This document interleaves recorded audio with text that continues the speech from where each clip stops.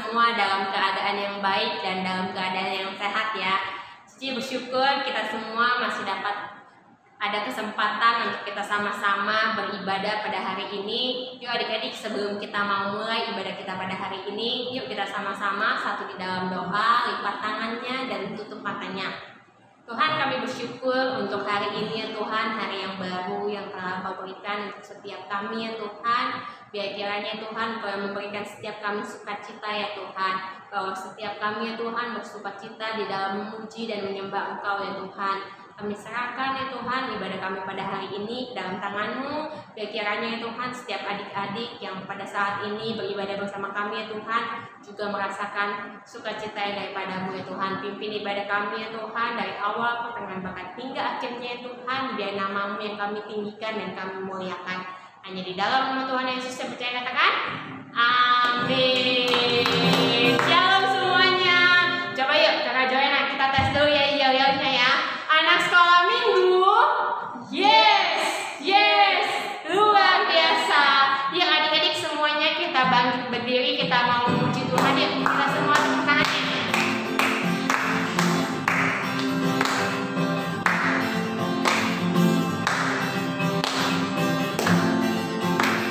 Kasih Yesus, kasih Yesus.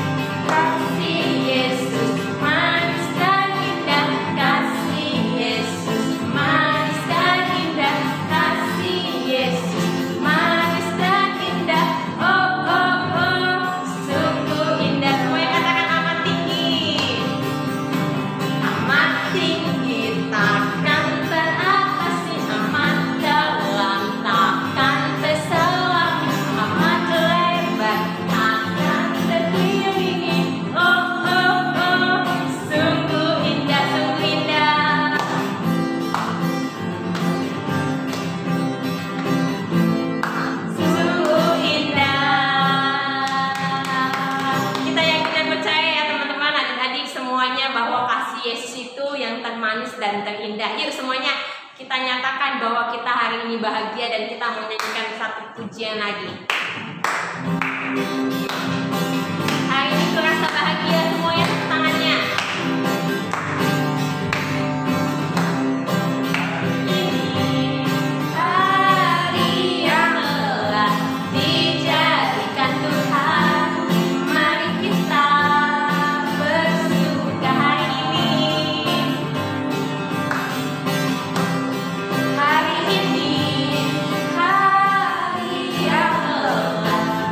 Yeah.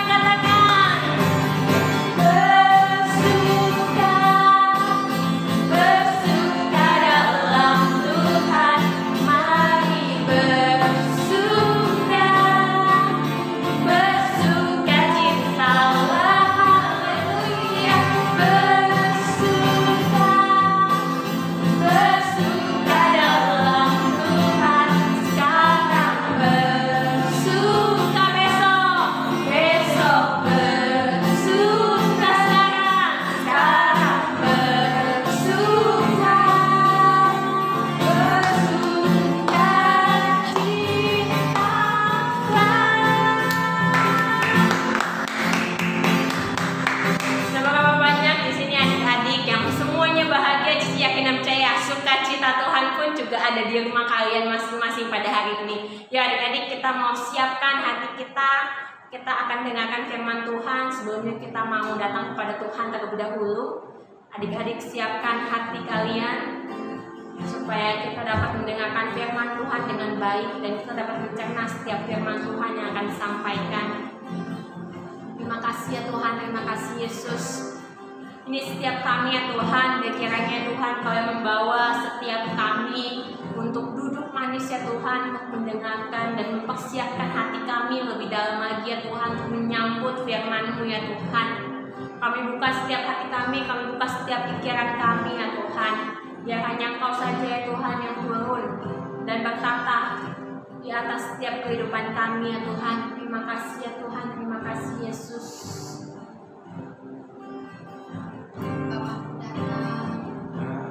Bapakku datang padamu, naikkan ucapan syukur atas kasih anugerah-Mu yang indah serta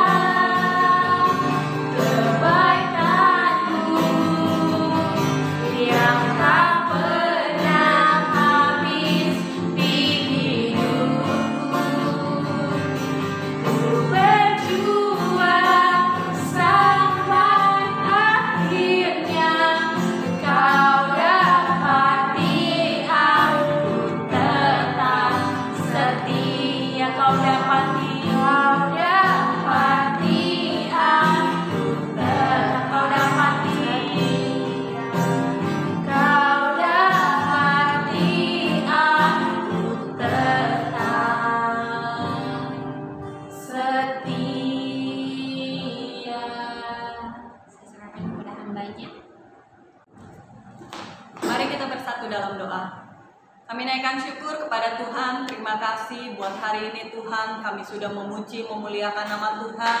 Biarlah setiap anak-anak dimanapun mereka berada, mereka tetap antusias, semangat untuk menyenangkan hati Tuhan.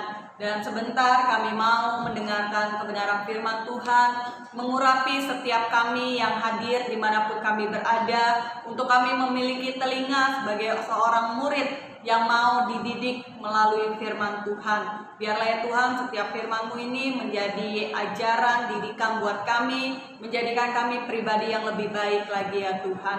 Kiranya ya Roh Kudus mengurapi kehidupan kami, untuk kami boleh memahami setiap isi firman-Mu, dan kami mau sambut firman Tuhan di dalam nama Tuhan Yesus Kristus. Haleluya. Amin. Oke, adik-adik shalom, apa kabar semuanya? Cici yakin dan percaya kita semua dalam lindungan tangan Tuhan, dan kita semua pasti dalam keadaan yang sehat. Dan tadi kita sudah memuji, memuliakan Tuhan. Cici yakin nama Tuhan itu pasti disenangkan. Dan tiba saatnya kita mau sama-sama belajar mengenai kebenaran firman Tuhan. Dan tema yang akan Cici bawakan di sini adalah jangan mendendam. Jadi adik-adik dan Cici tidak boleh punya dendam. Sebelum kita dengarkan firman Tuhan, kita lihat tayangan berikut ini. Tuhan Yesus memberkati. Raja Saul mengejar Daud. Sumber dari Alkitab Perjanjian Lama. Kitab 1 Samuel pasal 24 ayat 1 sampai 23.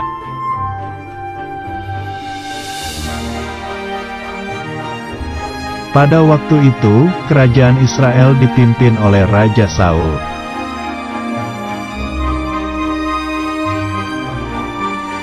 Raja Saul adalah raja pertama dari kerajaan Israel.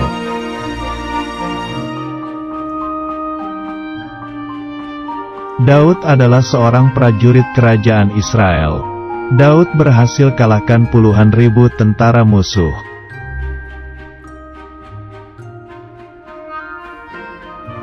Raja Saul merasa iri hati karena Daud lebih hebat, lalu Raja Saul melemparkan tombak menangkap Daud.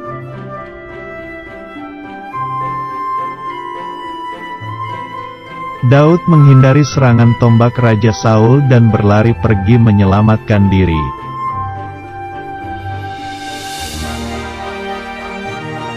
Kemudian Daud bersembunyi di dalam gua gunung batu.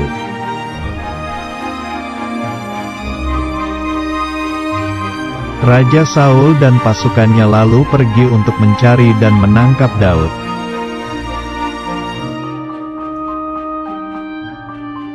Tiba-tiba Raja Saul ingin beristirahat di dalam gua dan para pasukannya berjaga di luar gua.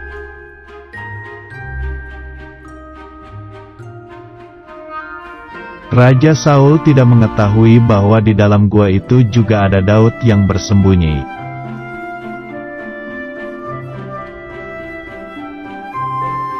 Ketika Raja Saul sedang beristirahat, Daud mempunyai kesempatan untuk melukai raja.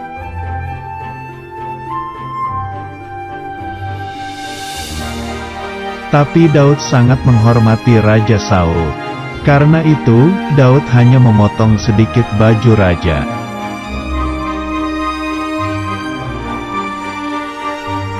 Kemudian Raja Saul bangun dari istirahatnya dan pergi keluar dari dalam gua itu.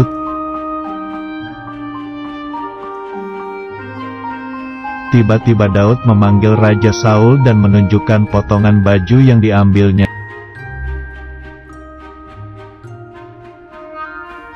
Walaupun Raja Saul sangat jahat kepada Daud, tetapi Daud tetap mengasihi Raja Saul.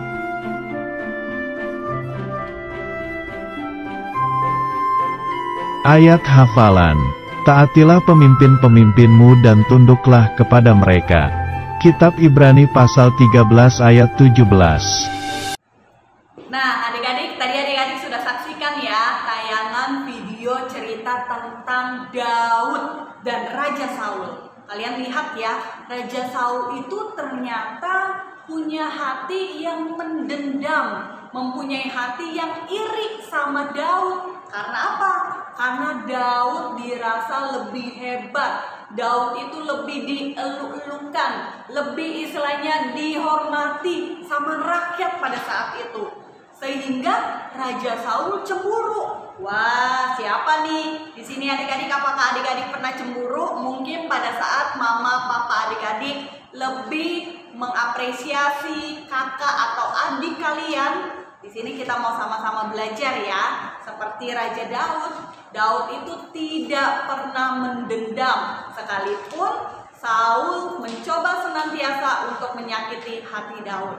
Kalau misalnya adik-adik nanti baca di 1 Samuel 24 ayat pertama sampai yang ke-23, ini adalah cerita yang menceritakan tadi yang adik-adik tonton videonya, di mana Raja Saul itu marah, Raja Saul itu cemburu karena rakyat tuh seolah-olah lebih sayang kepada Daud. Daud ini siapa sih, Ci?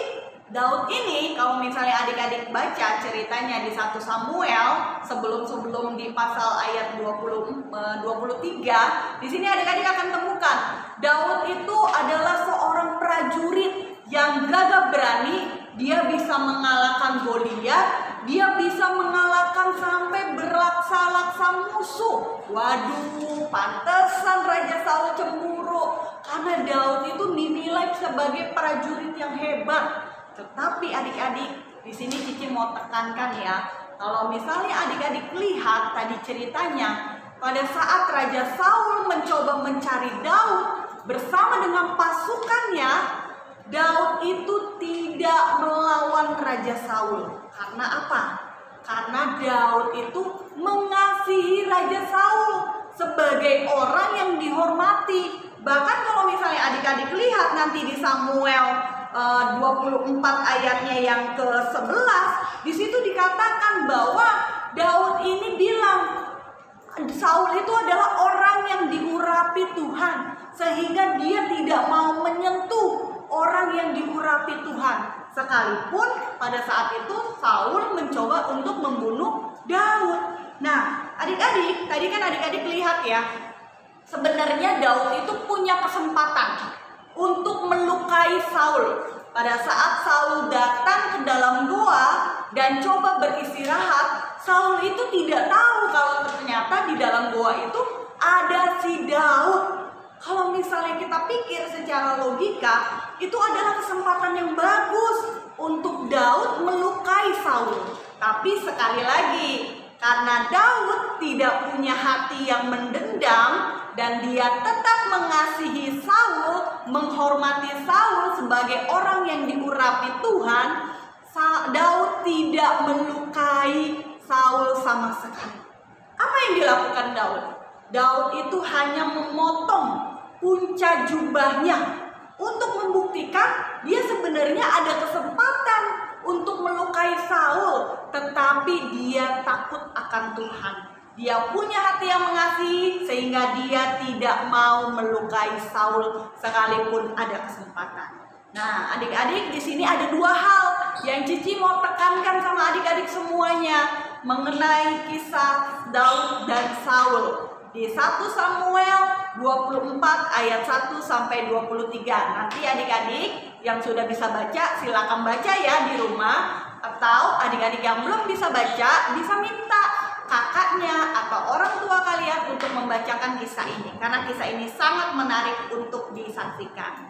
Nah, adik-adik, di sini Cici mau kasih tahu ada dua hal sikap yang harus kita pelajari dari Daud, di mana temanya hari ini adalah jangan mendendam dan tetap mengasihi. Sekali lagi ya, jangan mendendam dan tetap mengasihi. Dua sikap Daud yang harus kita teladani, yang harus kita contoh itu adalah Daud mengasihi semua orang.